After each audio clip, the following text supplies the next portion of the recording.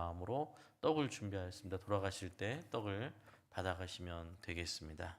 이것으로 평안가족 소식 모두 마치겠습니다. 오늘 주시는 하나님 말씀 함께 봉독합니다. 마태복음 16장 말씀입니다. 신약성경 마태복음 16장 21절에서 28절 말씀입니다.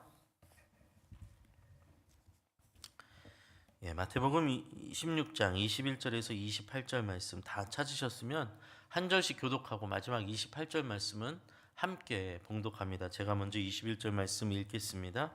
이때로부터 예수 그리스도께서 자기가 예루살렘에 올라가 장로들과 대제사장들과 서기관들에게 많은 고난을 받고 죽임을 당하고 제3일에 살아나야 할 것을 제자들에게 비로소 나타내시니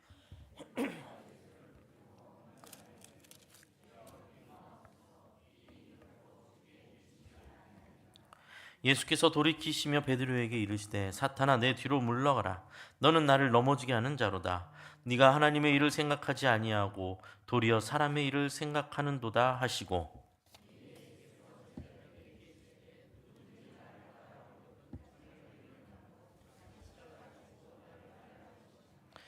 누구든지 제 목숨을 구원하고자 하면 잃을 것이요 누구든지 나를 위하여 제 목숨을 잃으면 찾으리라.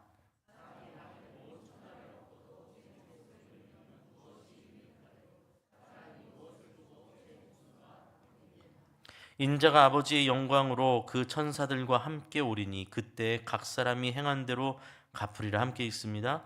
진실로 너희에게 이르노니 여기 서 있는 사람 중에 죽기 전에 인자가 그 왕권을 가지고 오는 것을 볼 자들도 있느니라.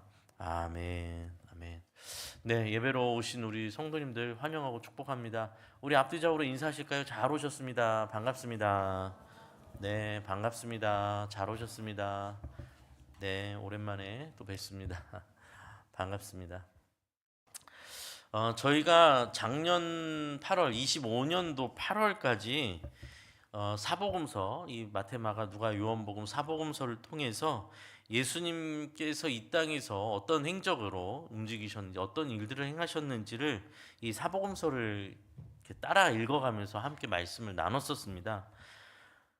그러다가 마태복음 16장까지 왔었거든요. 마태복음 16장에 왔는데 그때 설교로 다뤘던 성경 본문이 오늘 읽었던 본문 바로 앞에 있는 16장 바로 앞에 있는 사건입니다. 바로 베드로의 고백 사건이었습니다.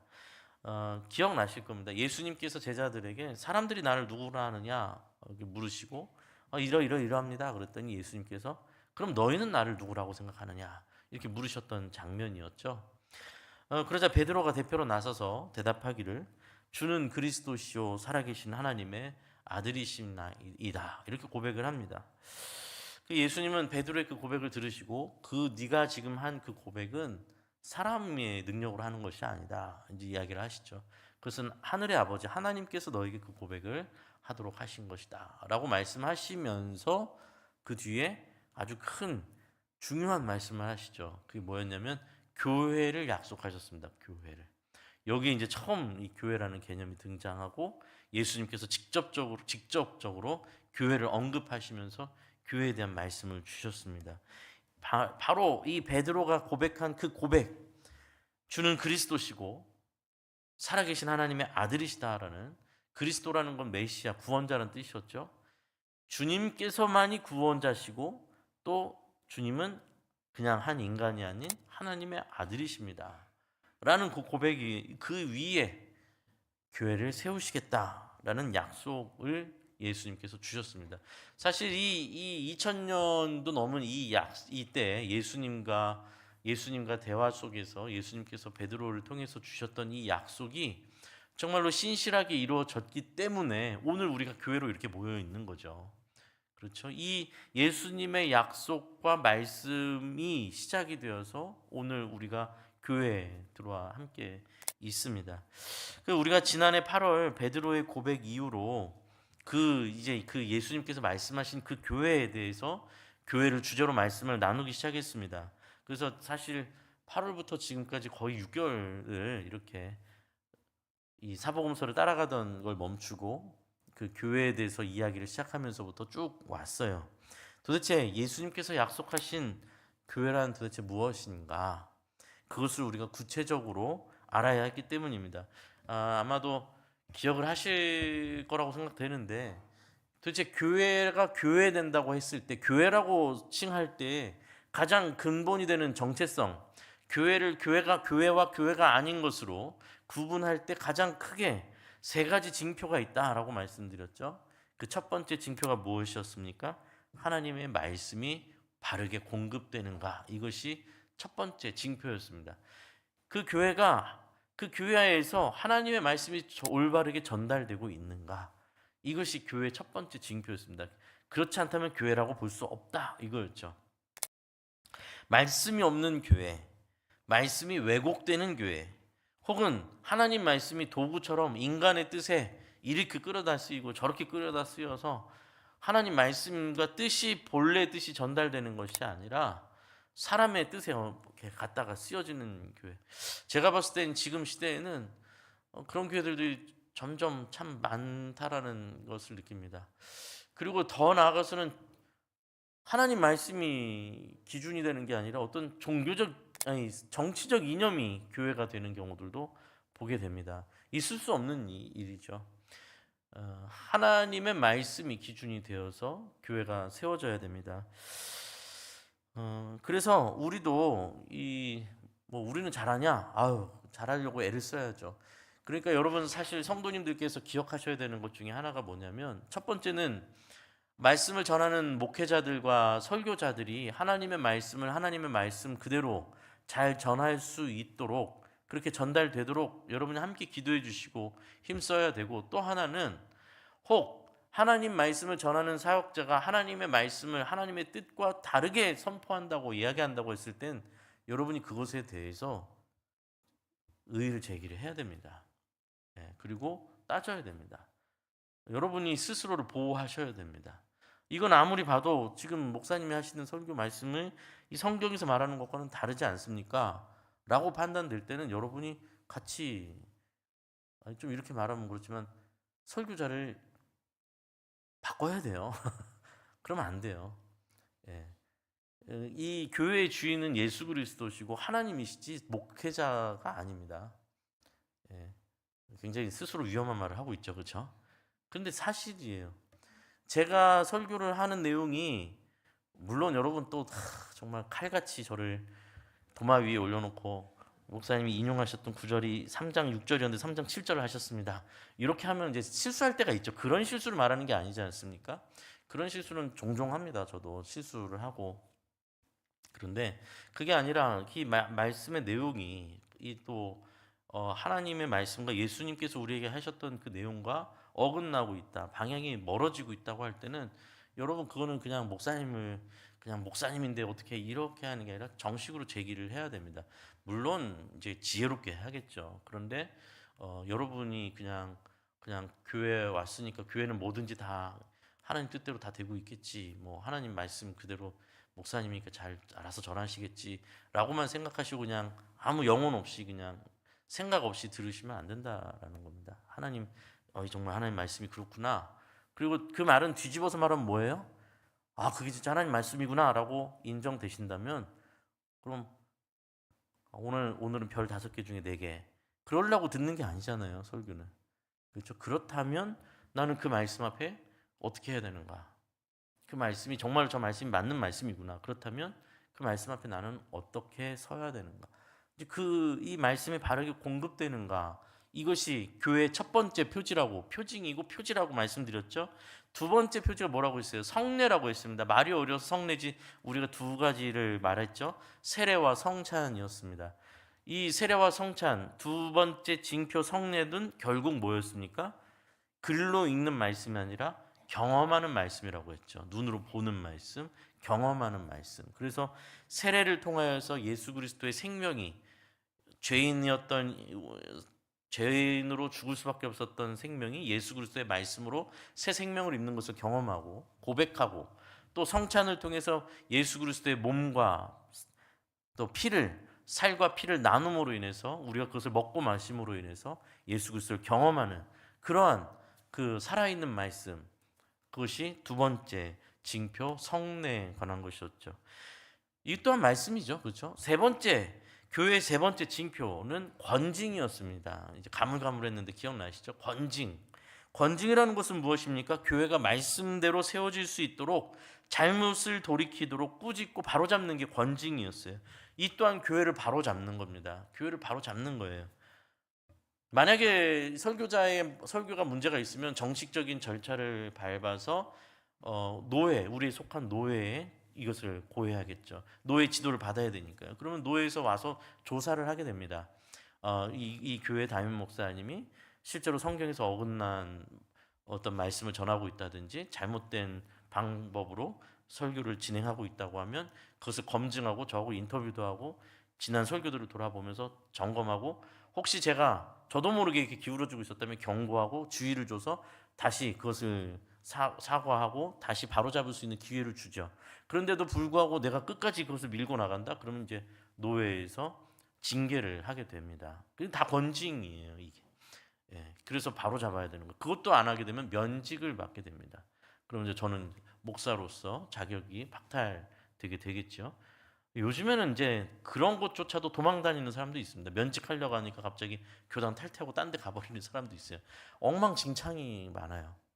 예, 정말 부끄러운 이야기지만 엉망진창이 많습니다.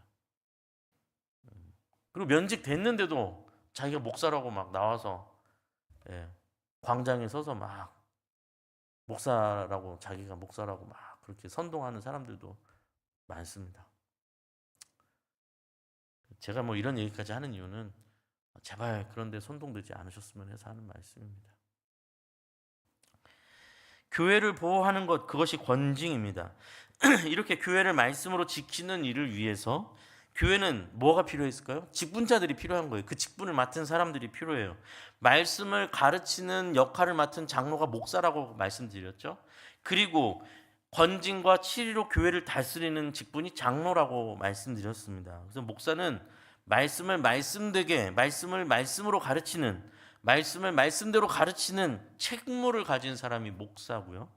장로는 그 말씀의 본을 보여서 공동체에 본을 보여야 하는, 그리고 본을 보이기 때문에 존경을 얻고 그렇기 때문에 권징할 때 권위가 있죠. 그렇죠? 아니 장로님도 평상시에 뭐 제대로 안 하면서 뭘 무슨 권징을 합니까? 라고 따지게 되면 정말 굉장히 수치스러운 거예요. 목사님이 말씀을 말씀대로 지금 안 가르치지 않습니까? 하면 굉장히 수치스러운 일이 되는 것이죠. 그 책임을, 그 무거운 책임을 짊어지고 가는 것이죠. 우리는 교회를 공부하면서 직분에 대해서 공부하기 시작했습니다. 그래서 저희가 작년 연말에 직분자를 세우는 투표를 준비하고 말씀을 계속 나눴었죠. 그 이를 위해서 교회에 대해서 계속 공부했고 직분자에 대해서 공부했습니다. 말씀을 제가 최대한 쉽게 전하려고 애는 썼습니다. 그리고 하나님 은혜 가운데 직분자 피택을 잘 마쳤습니다. 여러분 잘 아셔야 되는데 이제 올 가을이 되면 피택되신 분들이 직분자들이 정식으로 안수를 받고 직분을 받게 됩니다. 올 가을에 있을 예정이에요.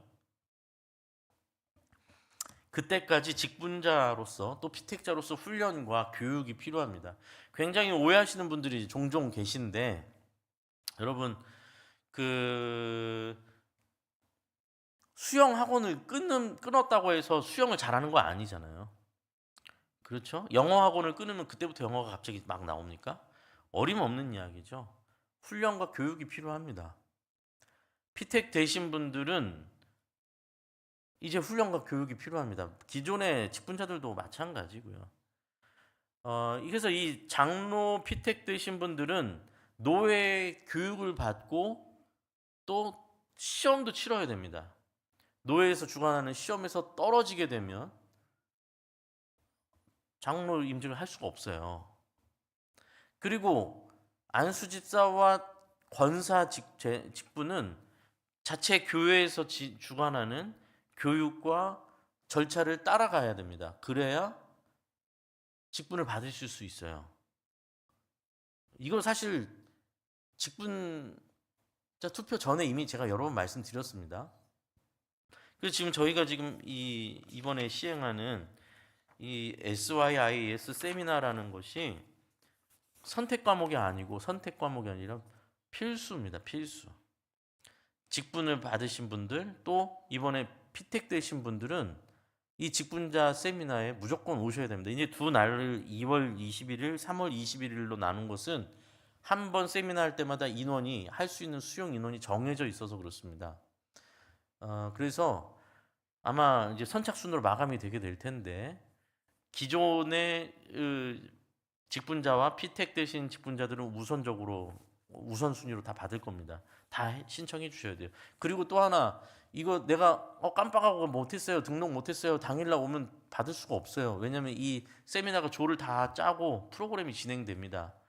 그래서 여러분이 미리 여기 나와 있는 대로 안내하고 있는 대로 신청을 다 하셔야 됩니다.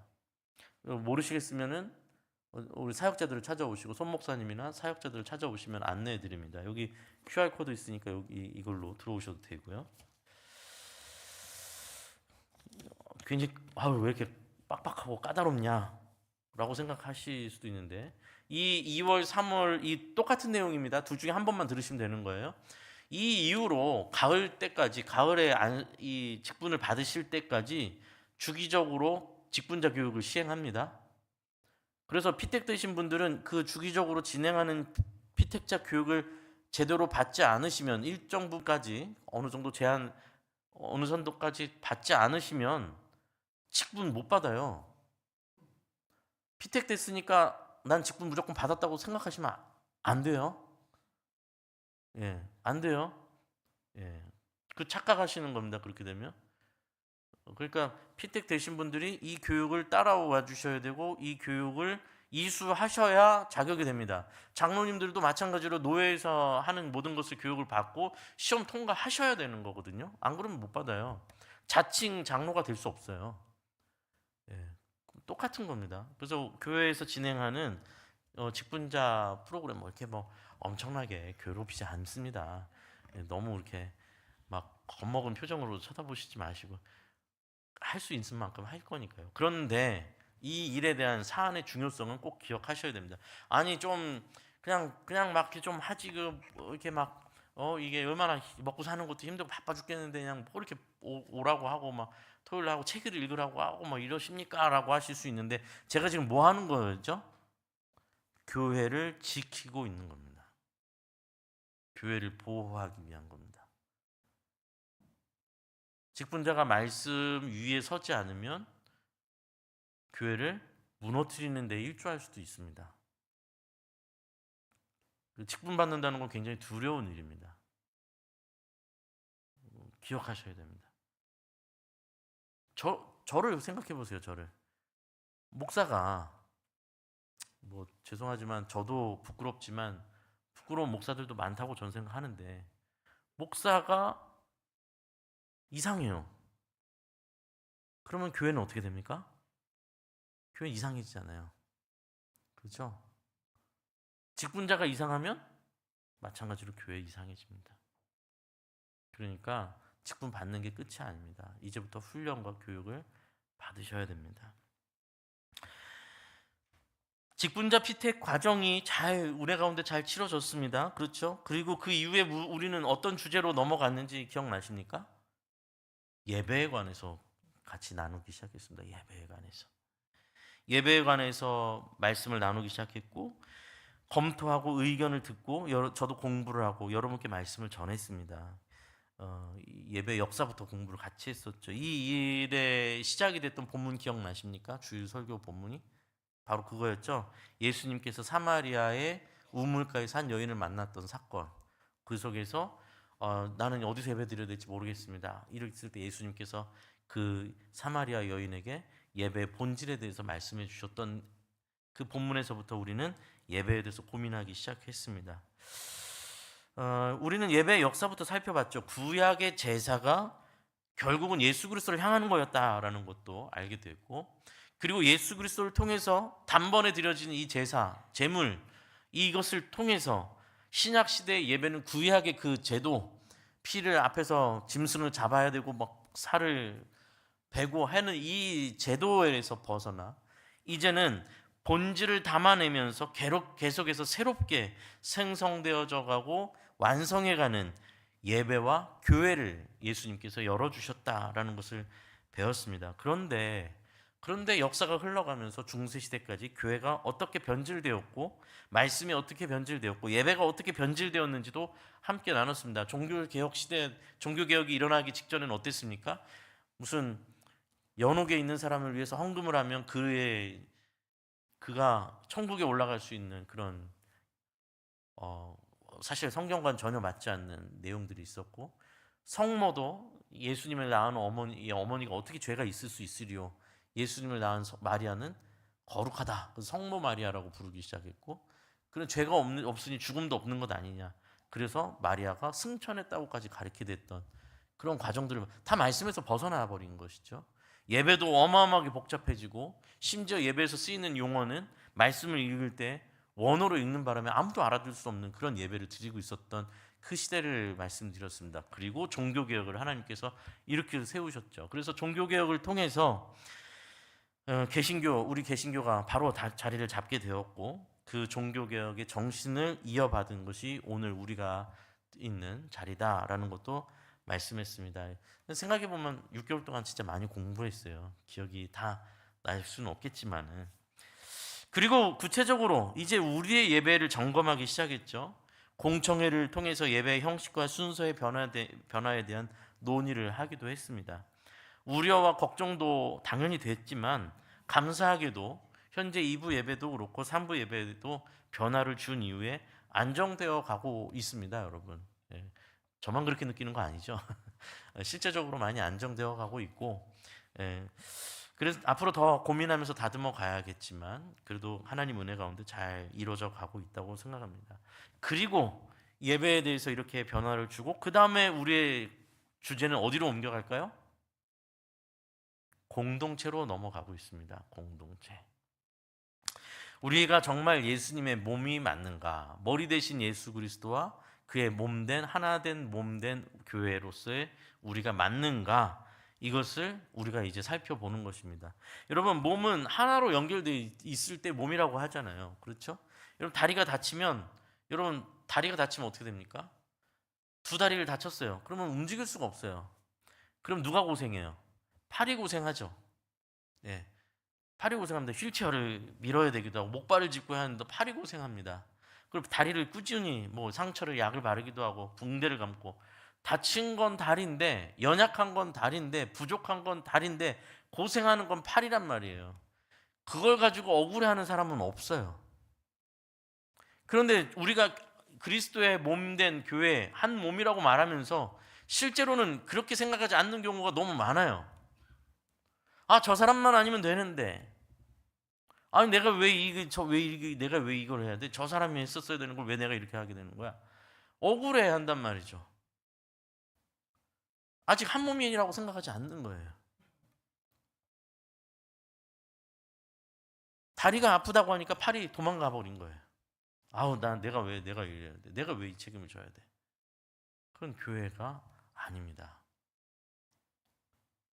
우리 교회가 지금 여러 가지를 이렇게 지금 주제별로 손을 대면서 같이 이렇게 고민하면서 변화를 가져오고 있는데, 이제 이 공동체성, 우리가 서로가 누구인지도 알아야 되고 어떤 마음으로 어떤 신앙생활을 하는지도 알고, 그래야 또 어떤 고민이 있는지도 알아야 되고, 그래서 뭘 하겠다는 거예요. 지금 예배 마치고 말씀 나눈 교제를 하겠다는 겁니다.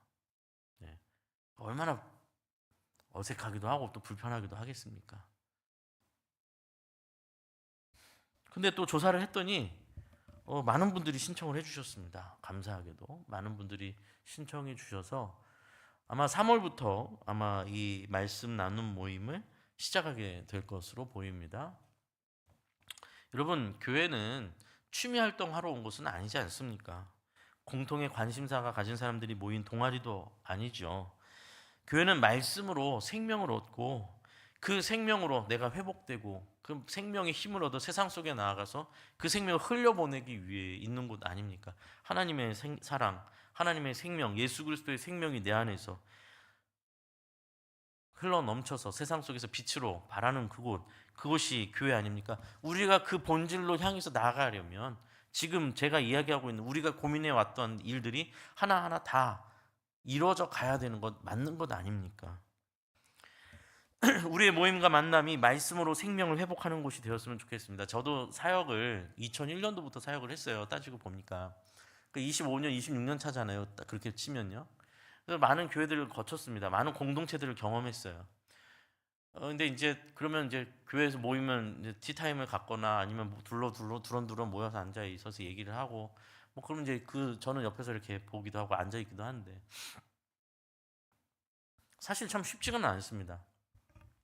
가만히 이제 얘기를 들어보면 이야기의 주제가 한때는 부동산 이야기, 또 한때는 주식 이야기, 뭐 골프 이야기, 또 젊은 사람들 청년들 연예인 이야기, 연애 프로 이야기, 드라마 이야기 뭐 이렇게 얘기를 해요. 그 나쁜 게 아니 그럴 수 있죠. 당연히 삶 속에서 일어나는 일들인데요.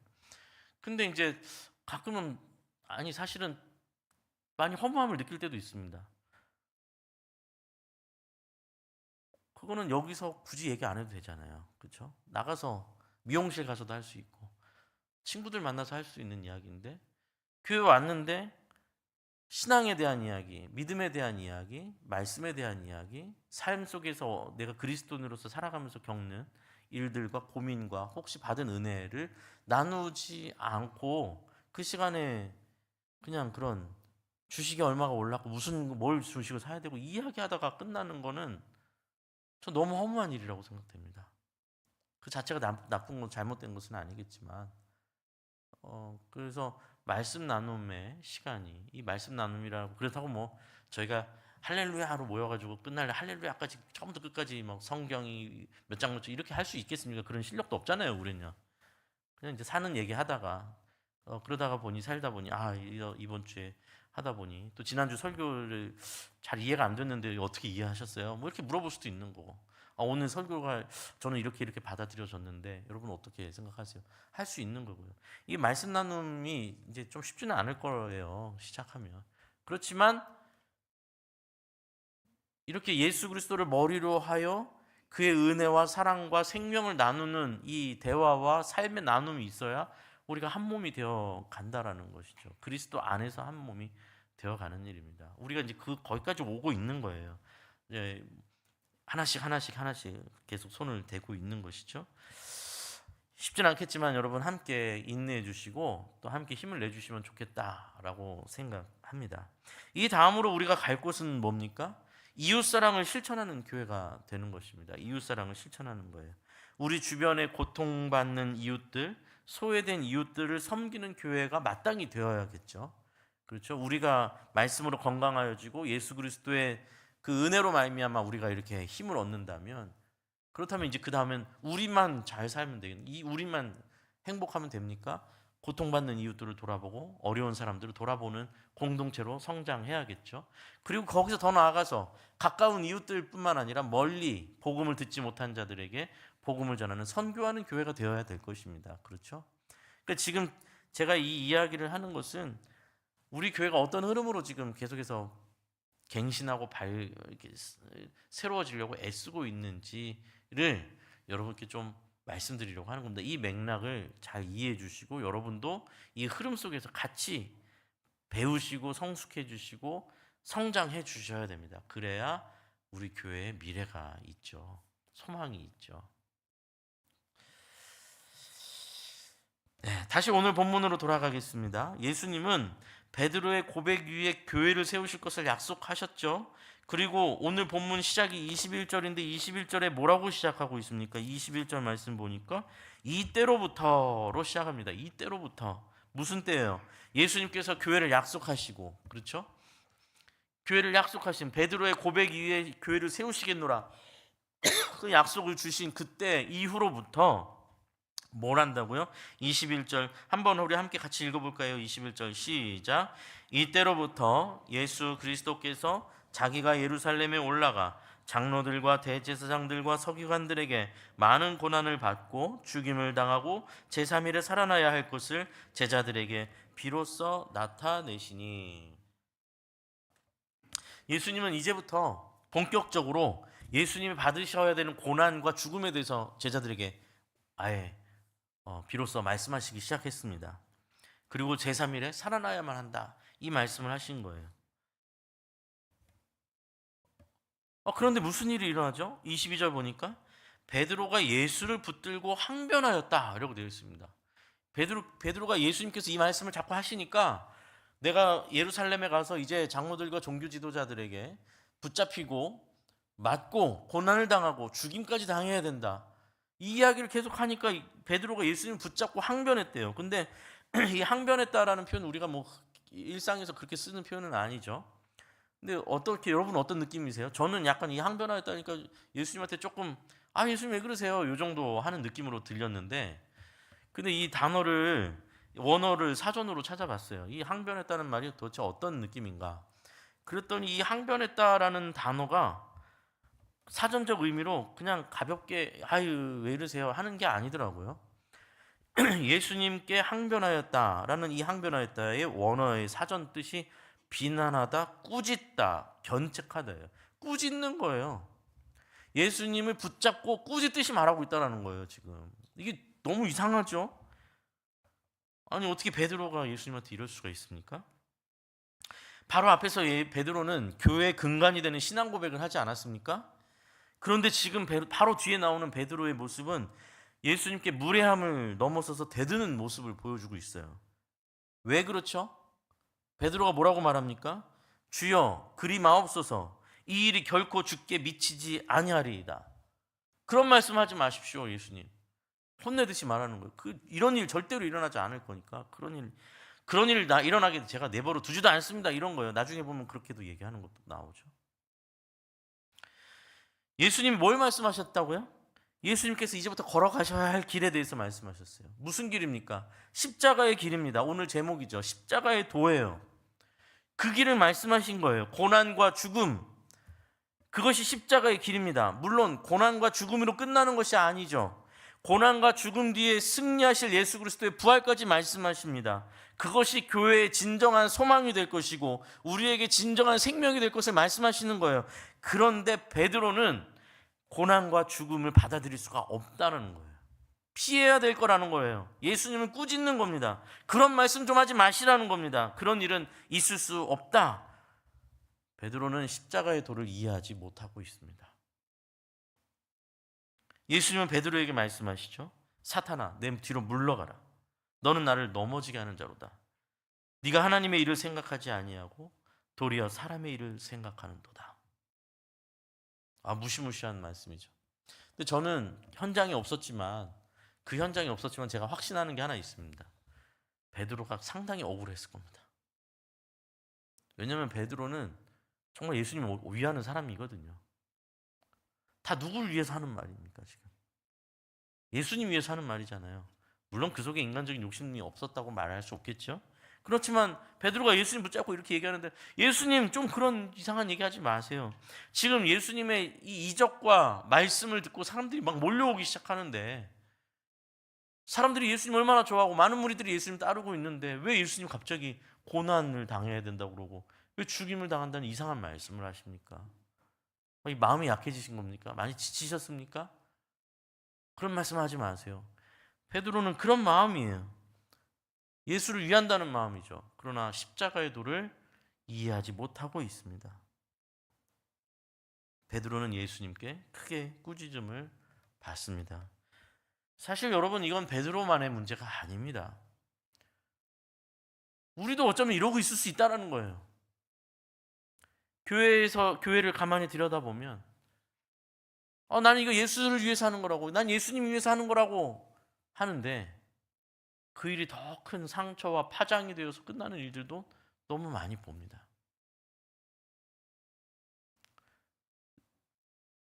어떤 분들은 제가 뭐 이런 직분을 세우는 일이나 그때 투표할 때도 마찬가지였고 지금 또 앞으로 교육을 하게 되면 뭐 이렇게까지 그냥 깐깐하게 하는가, 다 똑같은 사람인데 거기서 거기지 라고 생각하실 수 있을지도 모르겠습니다. 그런데 제가 말씀드리죠. 교회를 보호하는 일이기도 하고 그분 자신을 보호하는 일이기도 한 거예요.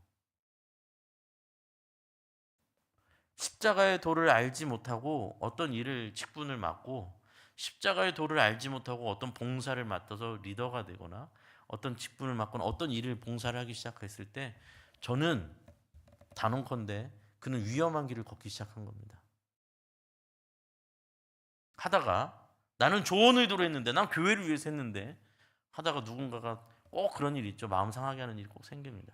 오해가 생기고 오해로 인해서 말을 한마디 듣기도 합니다. 그럼 어떻게 돼요?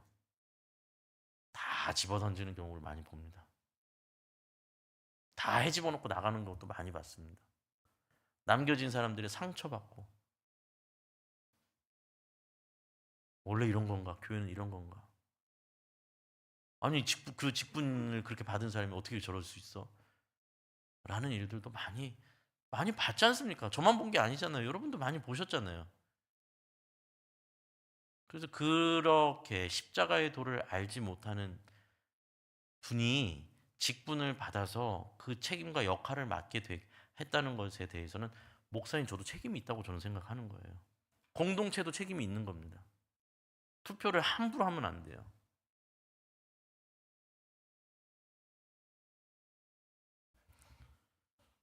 여러분은 어떠십니까? 여러분은 십자가의 도를 따르고 계십니까? 십자가의 도가 도대체 뭔데요? 예수님께서 보여주신 길 아닙니까? 예수님께서 제자들에게 하시는 말씀 아니에요. 이제 고난을 받아야 한다. 십자가에 죽어야 한다.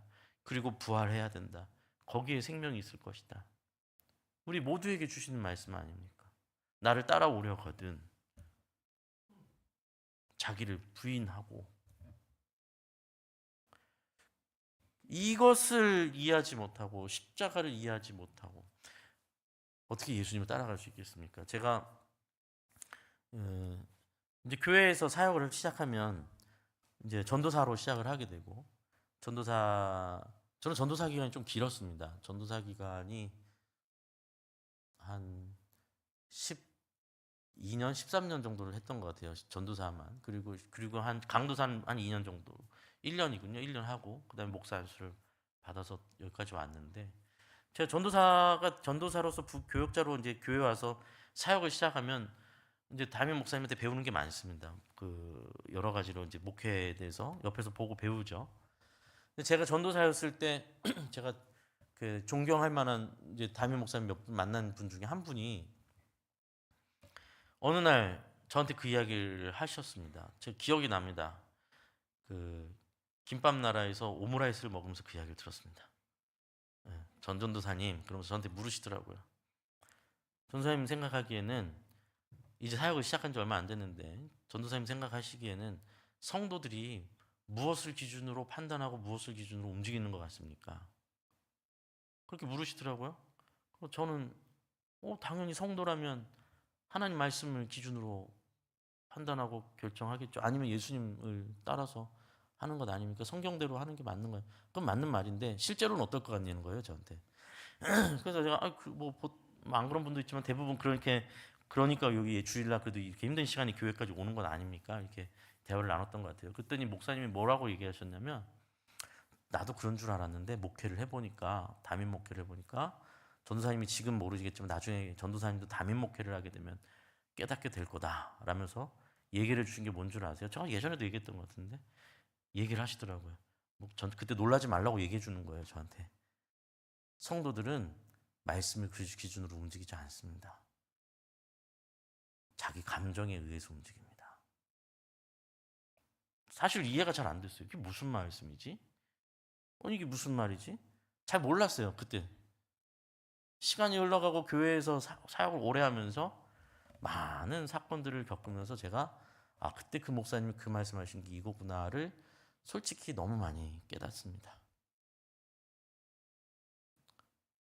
내 감정이 틀어지면 옳고 그름도 없고 하나님 말씀도 없고 공동체도 없고 어떤 책임 의식도 없고 다 던집니다. 다 던져. 내가 이런 얘기 들으려고 내가 이런 줄 아냐?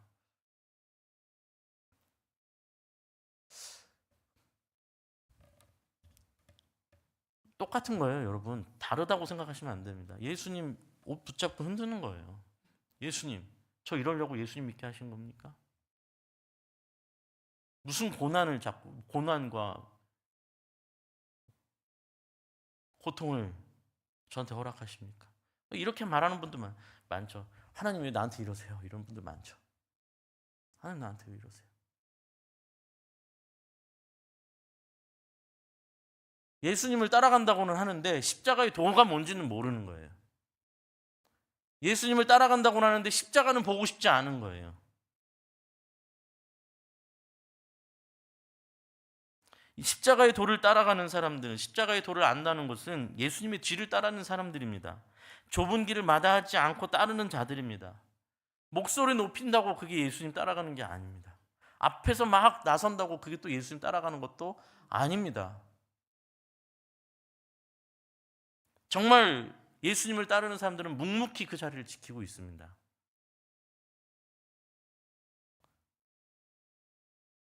교회의 문제를 말하기 너무 쉽습니다. 여러분, 교회 저희 우리 교회만 해도 말하려면 한두 가지입니까? 일단 벌써 이렇게 막 저기 물새서 이렇게 막 한 것 붙어가 꼴 보기 싫잖아요.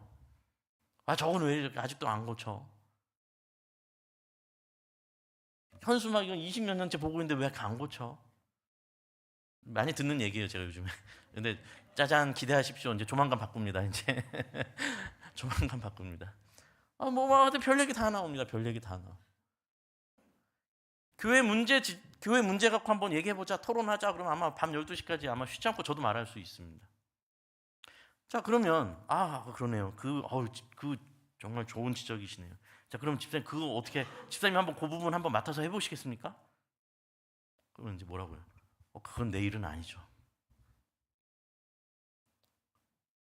누가 해야 돼요? 그럼 도대체 누가 그 일을 해야 돼요?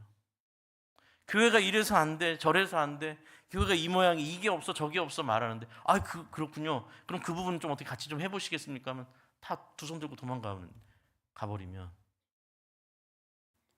뭐가 돼? 뭘 바라는 거예요? 십자가의 도는 예수님을 따라가는 길 아닙니까? 그렇죠? 그 어려움도 짊어지고 같이 함께 아파하고 함께 웃고 공동체를 위해서 나를 희생할 줄도 알고. 지금 이 말씀 나눔 한다고 지금 조 짜고 있거든. 조를 이렇게 고민하고 있고 어떻게 이제 하는데요. 벌써부터 뻔해요. 벌써부터 그냥 눈에 안 봐도 선합니다. 오만 가지 얘기가 또 들려오겠죠. 이거 했더니 그냥 봤더니 누가 마이크만 잡았다면 처음부터 끝날 때 혼자서 말만 해요. 막 그러면서 그거 안 못해. 뻔해요. 그죠? 누구 같은 이 조언을 갔더니 저쩌고 하고 별의별 얘기가 다 나올 게 뻔합니다. 또 누군가는 그냥 말만 하면 중간에 끊고 들어와가지고 막 해서 기분 나쁘고 기분 상해. 안 해. 말씀을 향해 걸어가는 길에 말씀의 공동체가 되기 위해서 함께 머리를 맞댈 때 서로 서툴고 서로 부족해서 서로가 서로에게 삐그덕 하는 과정이 없이 어떻게 완전하게, 내가 딱 갔더니 은혜로운 사람들이 은혜로운 말씀만 나누고 있어서 내가 들어갔더니 은혜를 입고 오늘 이 한 주간 살 수 있어. 꿈 같은 이야기죠. 반대로 똑같이 내가 그러고 거기서 인상 쓰고 그래서 에이구 이거 해봐야 다 똑같구만 하고 인상 쓰고 이제 집에 가잖아요. 그 맞은편에 있던 사람이 집에 가서 이제 아내한테 얘기하는 거예요. 야, 그 모임, 그 말씀 나눈 모임이라서 갔더니 그 맞은편에 앉아가지고 인상만 이러고 쓰고 있더라. 그 뭐하러 가냐? 그 인상 보러 가냐 내가?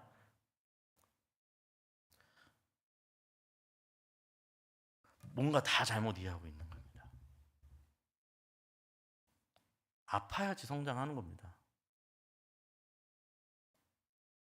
부딪히면서 깎이는 거잖아요. 그렇죠?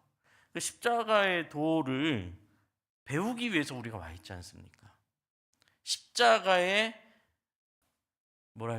십자가의 구원의 혜택만 누리려고 오셨다면 여러분 뭔가 잘못 생각하신 겁니다.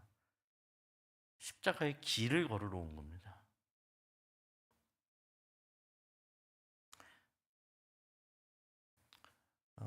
사실 뭐 말씀드리다시피 제일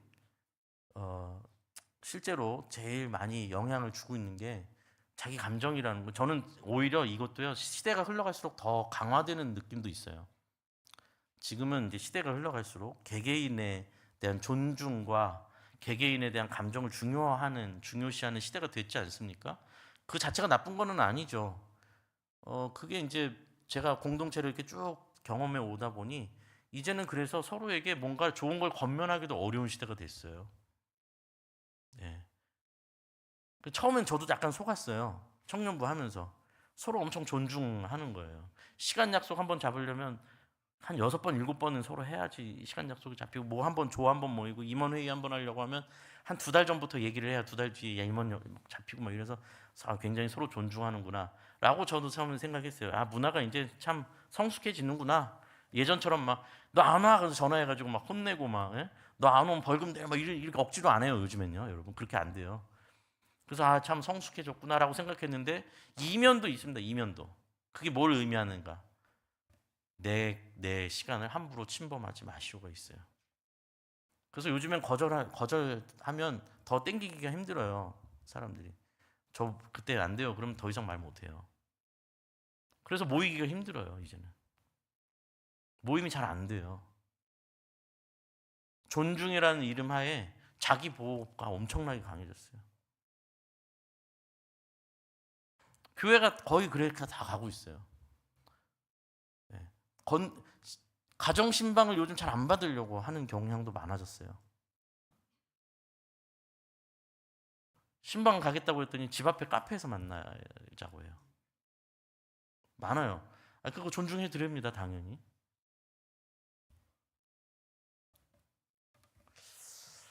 결국 제가 생각하기에는요, 우리가 넘어서야 돼. 십자가의 길을 걸어가는데 가장 큰 방해물이 뭐라고 생각하십니까? 십자가의 길을 따라가 예수 그리스도를 따라가는데 베드로가 부딪힌 건 도대체 뭘까요? 자기 자신입니다. 자기 자신. 내가 나를 막아서는 겁니다. 죄인된 나, 고난을 싫어하는 나, 부귀와 영화만을 누리고 싶은 나. 그게 나를. 저도 제일 힘든 게, 목회하면서 제일 힘든 게 여러분 뭘 것 같으세요? 목회하면서 제일 힘든 건 저 자신입니다. 제가 제일 힘듭니다. 저를 넘어서야 된다는 게 제일 힘듭니다. 저를 무릎 꿇히는 일이 너무 힘듭니다. 우리 모두 다 똑같습니다. 그런데 내가 그리스도와 함께 십자가에 못 박혔나니라는 고백으로 나를 끌어내리고 그곳에 예수 그리스도를 나의 주인으로, 나의 중심에 세울 때, 그때 우리는 비로소 십자가의 길을 걷게 되는 겁니다. 비로소 그때야 우리가 예수님이 누군지를 알게 되는 겁니다. 그러면 이제 그때부터는 생각이 바뀝니다. 그래, 뭐 이렇게 모임하는데 또 뭐 기분 나쁘게 말하는 사람이 있어서 나도 한번, 나는 말 못할 줄 알아? 나도 한번 멋지게 쏘아붙여서 망신 주면 네가 다음부터 말할 수 있을 것 같아? 라고 할 수 있는 능력이 나는 있지만, 그러나 이 소모임에서 내가 그렇게 함으로 인해서 주변에서 상처받는 사람들, 또 새신자가 와서 앉아 있는데 내가 이런 모습을 보임으로 인해서 아, 교회가 이런 곳이구나 라고 생각하게 될, 내가 차라리 당해주고 말아야지 라고 생각하는, 내가 죽고 예수 그리스도가 사는 것, 그게 여러분 십자가의 도 아닙니까? 그 길 걸으려고 들어오신 거 아닙니까? 자꾸 내 길을 자꾸 주장해서는 안 되는 것이고, 내 감정, 내 기분이 우선이 되어서는 안 됩니다. 그렇죠? 예수 그리스도께서 살아계신 그 길. 아시다시피 저희가 지난 2주간, 지금도 오늘도 오후에 장례가 있죠. 지난 2주간 6가정의 장례를 진행했습니다. 저도 굉장히 이례적인 시간들이었습니다. 이렇게 2주간 6가정의 장례가 있었죠. 그리고 또 그 주말마다 2가정이 새롭게 맺어지는 결혼식을 또 2가정이 생겼습니다. 또 지난주에는 또 쌍둥이가 태어났다라는 귀한 소식도 있었습니다. 여러분, 인생은 그런 것 아닙니까? 생명이 탄생하고 있고 가정을 이루고 삶이 이어지고 마지막에 장례식으로 끝납니다. 그 중간 어디쯤에 우리 모두 다 서 있는 것 아니겠습니까? 여러분 어느 길로 가시겠습니까? 나를 주인으로 하고 내 감정을 우선으로 하는 그 길을 걸어가시겠습니까? 십자가의 길을 여러분 걷고 계십니까? 세상의 영광, 이기적인 나의 영광을 혹시 위해서 걷고 계시진 않습니까? 여러분 인생 길지 않습니다. 금방 우리도 장례식장에서 장례식 조문 온 사람들을 만날 날이 얼마 멀지 않습니다. 우리 모두 여러분 베드로처럼 붙들고 예수님 흔들면서 내가 할 길을 가게 해달라고 소리치지 말고 주님 가시는 그 길 힘들지만 눈물 나지만 너무 고통스럽지만 자신 없지만 주님 의지해서 저도 그 길 끝까지 걷기를 원합니다. 그 영광의 길을 끝까지 따라가기를 원합니다. 주님 나를 도우소서 고백하면서 걸으시는 우리 시흥평안교회 성도님들 제가 되기를 간절히 소원합니다. 여러분 함께 같이 찬양하고 기도로 결단했으면 좋겠습니다. 자리에서 일어서서 우리 함께 찬양하고 같이 결단하며 기도하고 예배를 마치도록 하겠습니다. 함께 마음을 모아서 주님 참으로 십자가의 길을 걷기를 원합니다. 내 힘과 내 능력 또 내 마음 내 감정이 우선시되는 것이 아니라 참으로 하나님의 교회가 세워지고 하나님의 나라가 세워지는 것이 내 인생의 가장 중요한 일임을 이 짧은 인생 가운데 영원한 하나님의 나라를 바라보며 걷게 해 주십시오. 고백하며 우리 함께 찬양하겠습니다. 날이 저물어 갈 때 함께 찬양합니다. 날이 저물어 갈 때 빈들에서 걸을 때 그때가